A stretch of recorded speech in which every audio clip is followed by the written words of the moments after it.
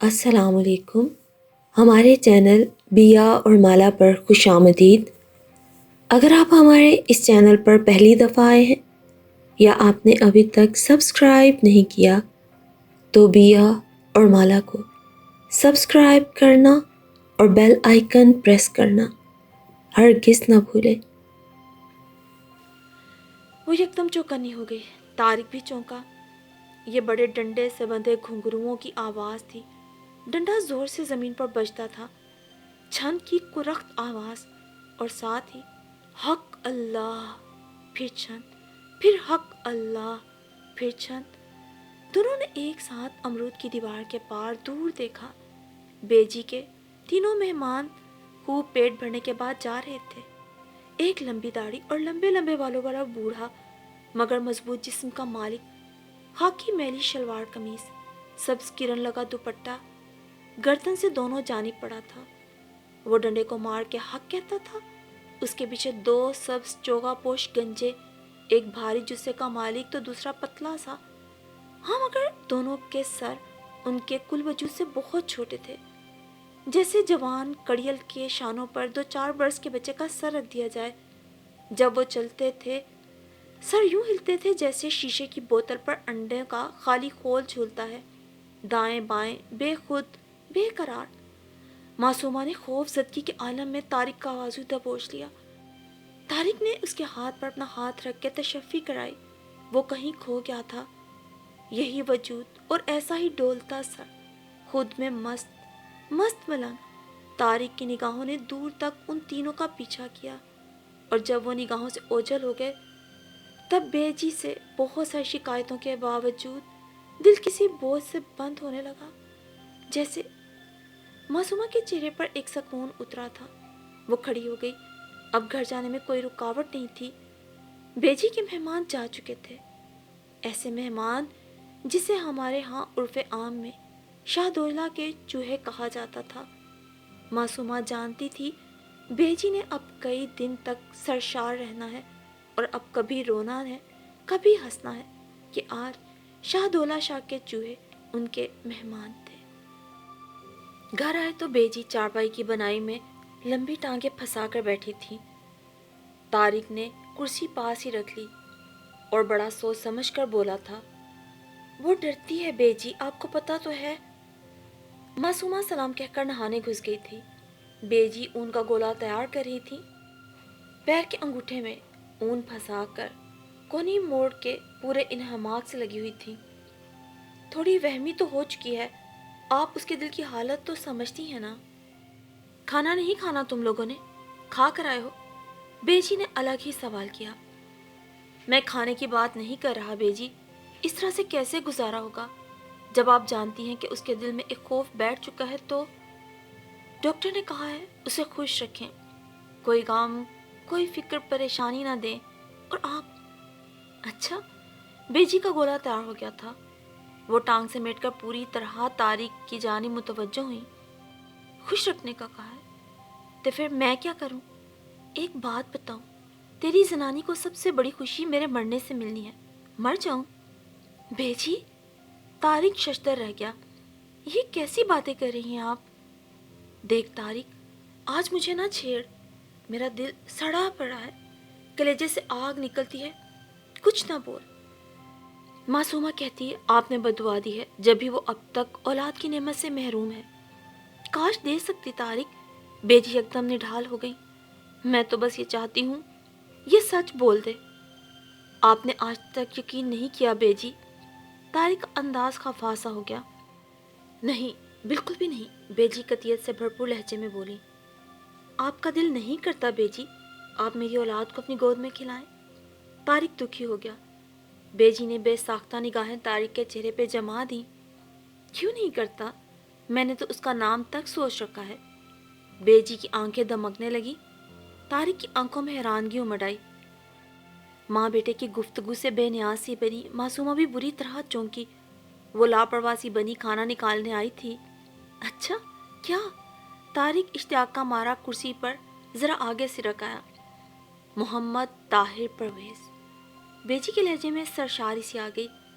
طارق نے ایک نظر ماں کی طمانینت دیکھی، پھر مسکرا کر اسباب میں سر ہلانے ہی لگا تھا کہ پتھر بنی معصومہ پر نگاہ ٹھہر گئی۔ اس کے چہرے پہ زلزلے کی سی کیفیت تھی، رنگ بھی اڑ چکا تھا۔ صدمہ، سکتہ، بے قراری اور اشتعال کی شدید لہر، اس کے ضبط کا خاتمہ ہوا۔ وہ جنونی کیفیت میں کھڑی ہوئی، ہانپنے لگی۔ بیجی اپنی بات کہہ کے مطمئن ہو گئی تھی، بلکہ جیسے ہاتھوں میں نومولود محمد طاہر پرویز کو اٹھائے بیٹھی تھی۔ ایک طرف بیجی، ایک طرف معصومہ۔ اور کوئی وقت ہوتا تو وہ ہاں میں ہاں ملاتا، مگر سامنے معصومہ تھی۔ بیجی، کوئی اور نام، میرا مطلب نیا نام بھی تو ہو سکتا ہے، مگر مجھے اختیار دیا تو میں نے تو یہی رکھنا ہے۔ میں نے تو منت ہی یہی مانگی ہے کہ اگر بیٹا ہوا تو طاہر، بیٹی ہوئی تو طاہرہ۔ بیجی کے لہجے میں شیرینی سی گھلی تھی اور سچائی بھی ٹپکتی تھی۔ وہ یہی سوچے بیٹھی تھی۔ طارق نے سوچا وہ بیوی کو آنکھ کے اشارے سے پرسکون رہنے کو کہے گا اور بیجی کی تائید کرے گا تو اس مشکل صورتحال سے نکلنے کا راستہ بنے گا۔ اس کی ملتجی نگاہیں وحشت زدہ معصومہ کی جانب اٹھی تھی کہ اس نے بیجی کو اپنی طرف جھکتا دیکھا۔ وہ رازدارانہ پراسرار انداز میں کچھ کہنا چاہ رہی تھی۔ طارق معصومہ سے نظریں پھیر کر بیجی کے نزدیک ہو گیا۔ میں نے بڑی گڑ گڑا کر دعا مانگی ہے اس بار، مگر اس سے بول، پہلے سچ بولے۔ آپ کو آج تک یقین نہیں کہ وہ سچ تھا؟ طارق نے خود کو کسی شکنجے میں جکڑا محسوس کیا۔ اور اگر آپ مجرم ہی سمجھتی ہیں تو اصل مجرم تو میں ہوں بیجی۔ معصومہ کا کیا قصور؟ آپ مجھے کوسیں، مجھے ماریں، مگر اسے تو نہ کہیں۔ اور ٹھیک ہے، آپ کو لگتا ہے ہم غلط ہیں تو ٹوکے کی مشین میں میرا سر دے دیں، خدا کی قسم اف نہیں کروں گا۔ لیکن اس طرح ڈاکٹر کہتا ہے اسے خوش رکھیں، کوئی پریشانی فکر نہ دیں، مگر آپ کی ایسی باتیں۔ 5 سال میں 5 مرتبہ امید بنی ہے، مگر آپ دونوں مائیں ہیں۔ آپ اپنی اولاد کے لیے روتی ہیں تو یہ بھی تو اولاد ہی کا غم پال کے بیٹھی ہے۔ طارق کا لہجہ غم سے چور ہو گیا۔ بیجی باغور لفظ سن رہی تھی، چہرے پہ مسکراہٹ سی آ گئی۔ طارق اور معصومہ بری طرح چونکے۔ یہ مسکرانے کی باتیں تھی کیا جو آئی نہیں اس اولاد کے لیے اتنی تڑپ؟ طارق، میری تو کھو گئی ہے اور تم چاہتے ہو میں غم بھی نہ مناؤں؟ غم کی بھی میعاد ہوتی ہے بیجی، تیجے کے بعد اپنا چولہا جلانا پڑتا ہے۔ سب سے بڑا سوگ عدت، وہ بھی 4 مہینے بعد مک جاتا ہے۔ 5واں سال چڑھ گیا اور آپ، طارق کی آواز بھرا گئی۔ جانتی ہوں طارق، تو بڑا پڑھا لکھا ہے، مگر یہ کیوں بھول گیا؟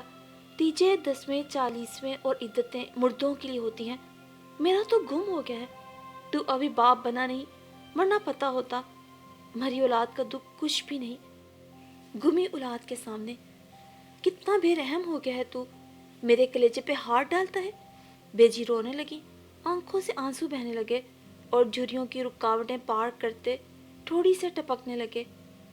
تیجے کے بعد چولہا بالنے کی بات کرتا ہے، یعنی تو کہتا ہے میرا پتر مر گیا؟ تیری زبان نہ کانپی طارق، تیرا دل نہ لرزا؟ میرے کہنے کا یہ مطلب نہیں تھا بیجی۔ طارق کو یکدم احساس ہوا وہ بے خیالی میں ماں کا دل نوچ چکا ہے۔ آگے بڑھ کر ماں کو خود سے لگانا چاہا، پچکارنا چاہا، مگر بیجی نے کرنٹ کھائے انداز میں اسے جھٹک دیا اور نفی میں گردن ہلاتے ہوئے پیچھے ہوئی۔ ایک گل یاد رکھنا تم دونوں، ماؤں کے منہ سے بددعائیں نہیں نکلتی، لیکن اگر میں بددعا مانگوں یا دوں تو یہی ہوگی کہ اللہ تمہیں پتر دے اور نام ہو اس کا محمد طاہر پرویز۔ لیکن شرط میری وہی پرانی ہے، اس کو بول، سچ بولے۔ طارق سر پکڑ کے بیٹھ گیا۔ بیجی پیروں میں جوتی پھنسانے لگی، وہ منہ دھونے جانا چاہ رہی تھی۔ معصومہ اب تک جہاں کی تہاں کھڑی تھی۔ طارق نہ ہوتا تو وہ کرارے جواب دیتی، مگر اس نے خود کو طارق کے سامنے ہمیشہ اچھا، مظلوم اور معصوم بنا کر پیش کیا تھا۔ جوش میں تھی اس وقت، مگر ہوش برقرار تھے۔ بیجی آنسوؤں سے دھلے چہرے کو پانی سے دھونے کے بعد دوپٹے سے پونچھتی آ رہی تھی۔ انہوں نے ان کے گولے کو اٹھایا۔ طارق نے نظریں اٹھا کر بیجی کو دیکھا۔ ان کا چہرہ رونے کی چگلی کھاتا تھا، مگر پرسکون تھا، جیسے کچھ ہوا ہی نہیں۔ ایک گولا نیچے گر گیا۔ طارق نے تیزی سے جھک کے اٹھایا اور ماں کی سمت بڑھا دیا۔ بیجی نے گولا لیتے ہوئے دونوں کو دیکھا، ایک گہری نگاہ معصومہ پر، وہ تو اسے دیکھتی ہی نہیں تھی۔ اگر میں زندہ رہی نا تیری اولاد دیکھنے کو تو نام تو طاہر ہی ہوگا، طاہر، اور پیار سے پتہ ہے میں اسے تارے ہی بلاؤں گی، تارے۔ معصومہ کی طرف انگلی کا اشارہ کیا انہوں نے۔ پتر ماؤں کی عزتوں پہ ہاتھ نہیں ڈالتے۔ طارق کی پوری ہستی ہل گئی۔ اس نے بے ساختہ معصومہ کو دیکھا، دونوں کی نگاہیں ملی۔ تب معصومہ نے ایک جنون کے عالم میں ہاتھ مارا تو باورچی خانے کے نام پر بنائی گئی چھوٹی سی دیوار پر رکھے چاولوں کی ٹرے زمین بوس ہو گئی۔ اڑتے چاول طارق کے بالوں تک میں جا کر اٹک گئے۔ وہ حواس باختگی سے اٹھ کھڑا ہوا۔ تب تک معصومہ ہانڈی کو پھر سے ٹھوکر مار چکی تھی۔ دیسی گھی والا دیسی ککڑ ہانڈی سے باہر آ کر گرا۔ معصومہ اپنے کمرے کی جانب بھاگی۔ طارق شدید پریشانی میں کھڑا تھا۔ بیجی اپنے گولے گن رہی تھی۔ تو محمد طاہر پرویز بیجی کا تارے، بیجی کی پہلوٹی کی اولاد تھا، منتوں مرادوں سے ملنے والا بچہ، صبر سے انتظار، پھر شکر کا اہتمام، مگر شکر سے پہلے استغفار نکلی زبان سے کہ بچے کا سر جسم کی نسبت چھوٹا تھا۔ دائی نے تسلی دی، وہ رومال اور ٹوپی کس دے گی، چاول یا باجرے سے بھرے تکیے میں جب سر رکھ دیا جائے گا تو خود بخود بیٹھ جائے گا۔ دائی تجربہ کار تھی اور سارا گاؤں اسی کے ہاتھوں کا جنا تھا، سو ان کے دعوے پر کسی کو حیرت نہ ہوئی، مگر بیجی نے سوچا اتنا بڑا پورا مکمل انسان بنانے کے بعد اللہ ایک سر کیا بندے کے بنانے کے لیے چھوڑ دے گا؟ پر وہ چپ رہی۔ دائی حضوراں روز صبح 10 بجے آتی، سرسوں کا خالص نکلا تیل دھوپ میں رکھتی، ننھے طاہر کو اپنے سامنے ڈال لیتی اور سخت ہاتھوں سے ورزش شروع کر دیتی۔